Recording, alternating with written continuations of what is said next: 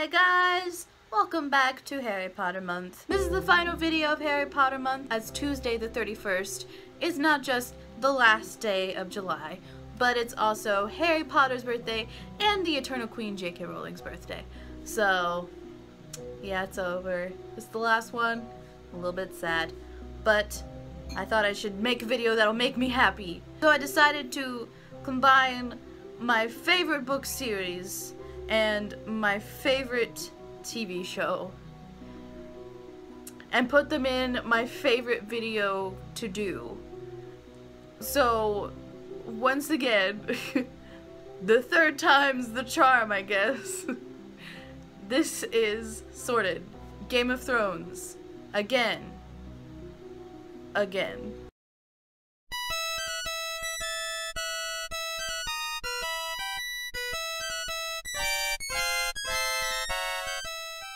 If you don't know how Sorted works, I take 10 random characters from any given fandom, in this case being Game of Thrones for the third freaking time, and I sort them in Hogwarts houses because I am the ultimate nerd.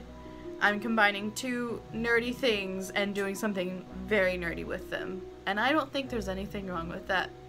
Firstly, we have Catelyn Tully. She's a little difficult because there's a few houses I feel like I could put her in. She's brave, but she's not foolhardy and headstrong. But she is really smart, and she does seem to like to plan things, so that could put her in Ravenclaw. She's also very family oriented and very family loyal and would pretty much do anything to keep her family alive, so that could be Slytherin. But at the same time, she doesn't seem super manipulative, nor does she seem super ambitious like most Slytherins are. I think ultimately I'm gonna be putting Catelyn into Ravenclaw. Next is Petyr Baelish, aka Littlefinger, aka I'm so glad he's dead. This one's really easy. Last one is kind of hard. This one is very, very easy. He is a master manipulator. He's one of the most ambitious characters on the show. So for these reasons, I'm putting Petyr Baelish into Slytherin. Next is Varys. Varys is interesting because I feel like him and Baelish are on opposite sides of the same coin. I feel like they're very similar and very much alike, except one gravitates towards chaos, where the other gravitates towards order.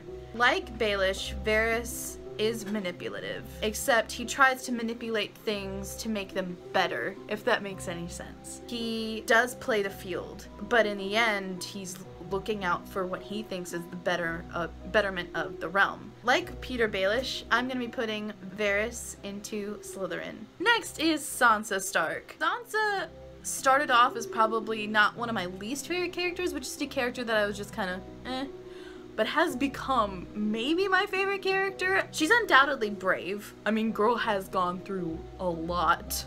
She's probably gone through more torment and trauma than any other. Joffrey kissed her. I mean, that alone, ugh, gross. But she's never seemed to me to be stubborn or brash. She's definitely not a Hufflepuff, because no. All her experiences, though they were horrible, taught her kind of how to play the field, taught her how to survive in such an awful world. She is the biggest survivor so far of this show. So for those reasons, I'm gonna be putting Sansa into Slytherin. Next is Robb Stark, my dearly departed Robb. I'll never get over it. Robb is a Stark through and through, and when we think of Starks, we think of pretty much one particular house. He's brave, he's strong, he's stubborn, he follows his intuition, his gut, instead of advice. Like, he followed his heart and married Talisa, which indirectly led to his own murder.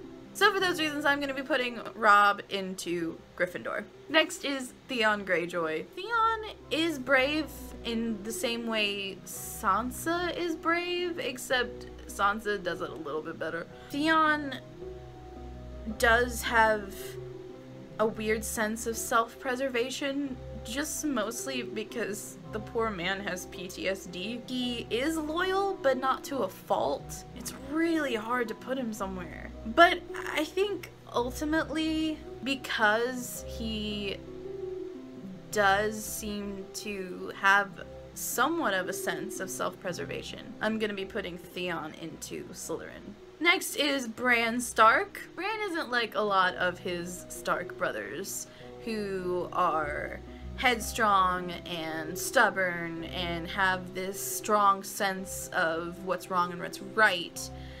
Bran seems more internal and more thoughtful, even before he had his little accident in the first episode. He doesn't seem super ambitious. He's not super loyal because of his internal thinking, his intellect. I'm gonna be putting Bran into Ravenclaw. Next is Khal Drogo. We're going way back to season 1 here. This one's also kind of easy. He's so stubborn. He's super bullheaded. He just kind of follows his gut and doesn't really think a lot of the time. I mean, he has a lot of pride. So for those reasons, I'm going to be putting Drogo into Gryffindor. Next is Margaery Tyrell. Margaery was one of my favorite characters, and it's super sad that she got blown up, thanks Cersei. I don't ever think she was like an evil or bad person, but there's no question that she was super manipulative, super cunning, also very smart, and super ambitious. She wasn't really afraid of switching sides if it got her to be queen. And she ultimately was queen for like a hot minute before, you know, she got blown up. For those reasons, I'm going to be putting Margaery into Slytherin. Lastly, we have Tommen Baratheon. Oh, poor sweet Tommen. He was literally too pure for this world. That's why he had to die. Poor Tommen. He is the ultimate doormat. He wanted to be fair and wanted to do what's right, but like most people like me, he's probably easily manipulated, which he was, by a lot of people, like his mom, his grandpa, his wife, his High Sparrow. Because he wanted to impress people, he wanted to be good, he kinda just got walked all over. The poor boy. So for these reasons, I'm gonna be putting Tommen into Hufflepuff. Alright, so there we have it, guys. Those are 10 more. There's so many characters in Game of Thrones. I could do this easily at least once or twice more, and I probably will because I love Game of Thrones so much. Thank you so much for watching. Thank you so much for tuning in to Harry Potter Month. This was a lot of fun to do, and I hope to do it again next year. Let me know in the comments where you put these characters, because it's definitely up to interpretation. And what's so great about Game of Thrones is that a lot of these characters are so complex that they can easily fit into 2 or more houses.